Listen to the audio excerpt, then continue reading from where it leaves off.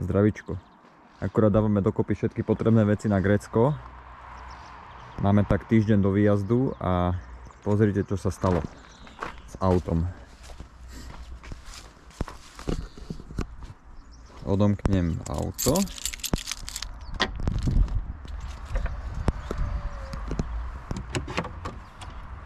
Zoberiem nabíjačku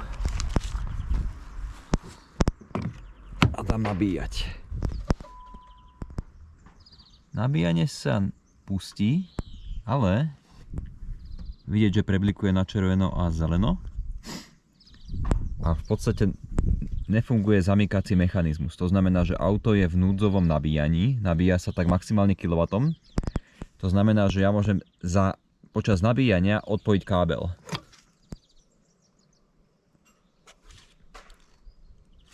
Znova ho napojím. Auto sa začne zase nabíjať núdzovo.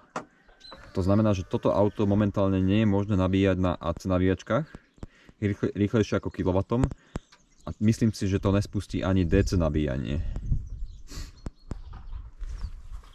To, že sa to má zamykať, je vlastne ochrana toho, aby to nikto nemohol za žiadnych okolností vyťahnuť pod napätím a prúdom, aby nevznikol nejaký oblúk.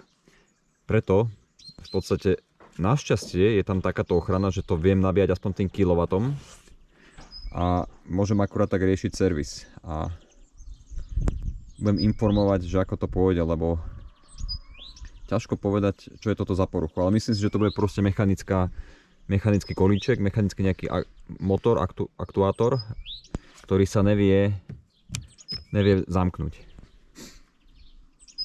Takže len tak z ničoho nič. Dúfam, že je možné toto vyriešiť do týždňa, ale ak nie, tak našu cestovnú dovolenku budeme musieť trošku posunúť. Tak toto vyzerá v interiéri. V podstate od včera nabíjam z nejakých 45%, nejakých 15%, z 21% do 80%, takže celkom šupa.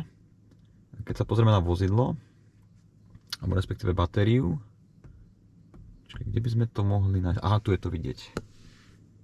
Dokonca iba 0,7 kW, čo ide asi priamo do baterky z toho 1 kW, predpokladám s nejakými stratami. Takže 3 km za hodinu.